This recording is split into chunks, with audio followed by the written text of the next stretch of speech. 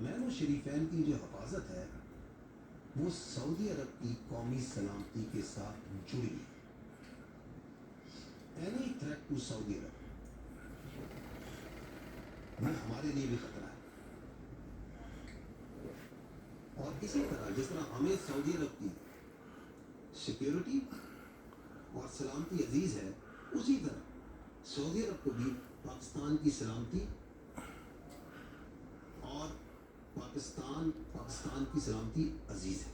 اسی طرح تو it's a mutual for both the countries.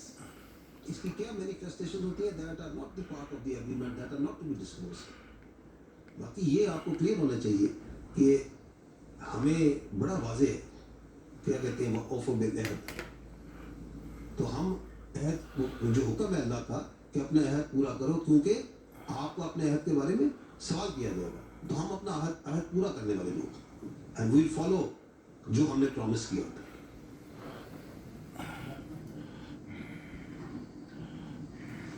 جی السلام علیکم.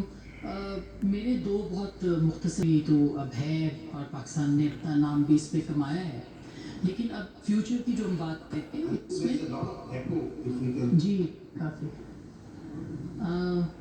ابھی تک ہے. سو میں کنٹینیو کروں یا ابھی ٹھیک ہے؟ جی جی جی. سو جو پاکستان آپ نے ایک ٹرم یوز کی ہے یہ ہے پولیٹیکل ملٹری ڈپلومیسی, جو کہ اس ریجن کی کانٹیکس پہ پوسٹ ایران وار جو ہے اس کے اندر میں یہ پوچھنا چاہ رہی ہوں کہ آپ کہاں دیکھتے ہیں پاکستان کی ملٹری اینڈ اسٹریٹجک ڈپلومیسی کو. اس میں فورس بھی ہیں, اس میں ایئر فورس بھی ہے, اس میں پاکستان ملٹری بھی ہے, فورس پاکستان کے افواج ہیں, اور خاص کر کے یہ ڈپلومیسی ہے جو فیلڈ مارشل کر رہے ہیں اس وقت. تو اس پہ ذرا تھوڑا پوسٹ وار جو ایران وار ہے اس کا ذرا بتائیے گا. سیکنڈلی جی جی کہ آپ یہ کہہ رہی ہیں کہ ایران کے ساتھ جو ڈپلومیسی یا مقامیت چل رہی ہے کہ اس وقت جو جنگ چل رہی ہے اس کے بعد جو پوسٹ وار ڈپلومیسی ہوگی اس میں پاکستان کی جو ملٹری ڈپلومیسی ہے جو کہ اسٹریٹجک ڈپلومیسی بھی ہے, اس کا کیا اس ریجن کے حوالے سے آپ کے ذہن میں خاکہ ہے, کیونکہ پوری دنیا اس کے اوپر جو ہے وہ بات کر رہی ہے ابھی سے کہ کانٹیکسٹ میں جی ان دس ریجن کیا جی اس میں. اور چھوٹا ایک اور کہ انڈیا, آپ نے کہا کہ ہماری جو سکسیس ہے ملٹری کی وہ تو اپنی جگہ پہ ہے, لیکن جو پانی کی جنگ ہے وہ ابھی تک موجود ہے, اور انڈیا ابھی حال ہی میں آپ نے خبریں سنی ہوگی چناب کے اندر پانی جو ہے وہ روک رہا ہے. تو اگر یہ پانی کو روکا جاتا ہے تو اس کے حوالے سے ہماری کیا اسٹریٹجی ہے, کیا لائے عمل ہے. تھرڈ چھوٹا سا بیک ٹو بیک ایگزام اور اسٹریس پوسٹ وار پوسٹ ڈس کانفلکٹ. اچھا یہ جو پولیٹیکل ملٹری ڈپلومیسی ہے اس میں پہلا ورڈ آتا ہے پولیٹیکل. ملٹری از اے کمپوننٹ. سو پاکستان کی ڈپلومیسی میں کیا رخ اختیار کرنا ہے, کہاں جانا ہے, کیا فیصلہ کرنا ہے, it is for the political leadership to decide, it is not for the military leadership to decide. So that is the right forum. The ministry of foreign affairs, the foreign ministry, the DPM and the prime minister who set, and the parliament who will set the direction, جہاں سے direction set ہوتی ہے پاکستان کی diplomacy. کیونکہ diplomacy کے اندر and especially where the security issues are up front and center, وہاں پہ جو آپ کے security institutions ہوتے ہیں they do have a very important role to play, but the direction is not set here, the direction is set there. So I am not competent to say anything on that. As far as the second part is concerned, which is related to the Indus Water Treaty or the water issue. دیکھیں ہم ہیں, یہ جو ہم تینوں بیٹھے ہوئے ہیں, we represent as representatives of the armed forces of Pakistan. We are the final instrument of violence in the hands of the state of Pakistan, in the people of Pakistan. پانی جو سا ہے is an inalienable right. It is the trust. It is nobody can be allowed کہ وہ 25 کروڑ عوام کی destiny سے کھیل سکے. Because without water there is no life. اس انسٹرومنٹ آف وائلنس کو کب کہاں کیسے استعمال کرنا ہے یہ اختیار ہے پاکستان کی عوام کے پاس, پاکستان کی حکومت کے پاس.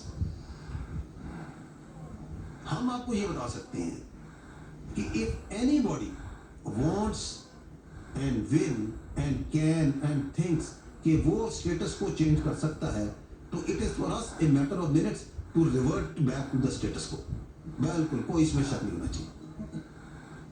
بٹ یہ اس کا استعمال جو ہے وہ آپ کی حکومت کے پاس ہے, عوام کی امنگوں کے پاس ہے. یہ مانتے ہیں ہم نے لڑا عوام کی امنگوں کے مطابق, عسکری اور سیاسی قیادت کی بصیرت کے مطابق. So that's the way the in a state the legal application of force of this instrument of violence is done and will be done. But on the side note, let me say this. یہ پانی یہ جو 6 دریا ہے یہ جو آتے ہیں کشمیر سے آتے ہیں, یہ 1960 میں جب انڈس واٹر ٹریٹی ہوئی تھی اس کے اندر سے یہ پہلی دنیا کی شاید ٹریٹی ہے جس کے اندر دریا تقسیم کیے گئے تھے کہ 3 دریا پاکستان کو, 3 دریاؤں کا پانی انہوں نے ہندوستان کو دیا تھا. کیوں؟ Because they come from a disputed area. That dispute still exist. اور انشاءاللہ تعالیٰ جب وہ ڈسپیوٹ ریزالو ہوگا, اور وہ ریزالو ہوگا انشاءاللہ. کیا بننا ہے کشمیر نے بننا ہے, پہلے میں بات کر چکا ہے, as per the aspiration of people Pakistan کیا بننا ہے, پاکستان. تو یہ 6 دریا کس کے ہیں, ہمارے انشاءاللہ. تو پھر فیصلہ کس نے کرنا ہے, ایز اے ریپیرین ہم فیصلہ کریں گے کہ پانی دینا ہے یا نہیں دینا. یہ ہے 6 دریاؤں کا الٹیمیٹ مقدر, اس میں بھی ہمیں کوئی شک نہیں. اور جہاں تک انہوں نے یہ جو ایک کہ ہیلڈ ان بیس کیا وہ کر دیں گے, اس کے اوپر آپ کو بہتر جواب وفا دے دے گا. باقی جو پانی کی وزارت ہے, جو ٹیکنیکل لوگ ہیں وہ دے دیں گے کہ دنیا کا کسی فورم میں جہاں ان کا کیس گیا لوگوں نے اس کا مذاق اڑایا, کیا بات کر رہے ہیں. Has there any singular place where their context or where their perspective has been given even an iota of respect? No, it doesn't. Because responsible states doesn't do like this. That you start playing around water and you start getting away from your international obligations and your sovereign obligations. It doesn't happen like this. جی آپ نے جے تک کے حوالے سے سوال کیا. Primarily یہ high light کرتا ہے کسی بھی ایئر فورس کی ریکوائرمنٹ 5th جنریشن فائٹر کے لیے. پاکستان ایئر فورس آپ جانتی ہیں کہ ایک فیوچر فوکسڈ ایئر فورس ہے. اور اگر میں بات کروں مارکر ایپ کی جو 2025 میں ہوا, تو اس کے لیے جو میں نے ٹرانسفارمیٹیو ماڈرنائزیشن کی بات کی, اور جب وہ 2021 میں شروع ہوئی, چیف آف ایئر اسٹاف نے جب شروع کی, تو کیا اس وقت ذہن میں تھا کہ یہ آئے گا, لیکن اس کے لیے کام کب سے شروع ہوا. And when the time came we were not out of options, rather we were in ascendancy. تو لائک وائز جب آپ ان چیزوں کو پرسو کرتے ہیں تو these are long term efforts. Multiple options اس وقت جو ہے وہ انڈر کنسیڈریشن ہے, انکلوڈنگ این انڈیجنس جو ہے وہ ایمبیشن جو لیکن ظاہری بات ہے کہ انڈیجنائزیشن کے سائڈ پہ it's a complex undertaking. ہمیں کچھ کولابریشنس کی ضرورت ہوتی ہے تاکہ ایک انڈسٹریل سائیکل سے گزریں اور آپ اس کے اوپر اس طرح سے جائیں. تو جو آپ نے میں نے بھی ذکر کیا کہ advance versions of JF-17 platform وہ اے اسٹیپنگ اسٹون, تو ہم اس طرف بھی جا رہے ہیں. اور جو ہمارا ایویشن کا کلسٹر ہے ایڈیک اور نیسٹپ, یہ سب آپ جانتی ہیں, میں نے جسٹ ہائی لائٹ کیا کہ ہم اس سب کو اسٹیبلش کرنے کی کوشش کر رہے ہیں. تو یہ ملٹیپل آپشنس کے اوپر کام چل رہا ہے.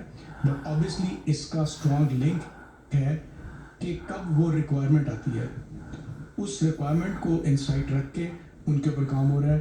But never the less J-35 کے اوپر ہمارا انیشیل کولیبریٹیو میکنزم اس اسٹیبلش ہوگی اور بہت بہتر ہوگی. Thank you. Assalamu alaikum. Thank you so much for the very, very good presentation by all three of you. We could feel this energy sitting, seeing all three of you. So my question, sir, is to Rear Admiral Saab. India has repeatedly said that this time they will attack the Navy, mentioning Sir Creek repeatedly. Is in Indian mind, Sir Creek is an easy target, and why do they think that? Secondly, with the power equation, Indian Navy versus Pakistan Navy, it's 6:1. They have aircraft carriers. They have 291 ships, and then nuclear submarines. With this power equation, how realistic is our claim for maritime deterrence?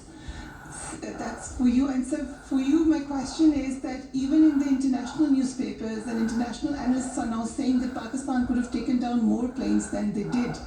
So the question is how difficult it was to show that restraint, because we were in the times of war.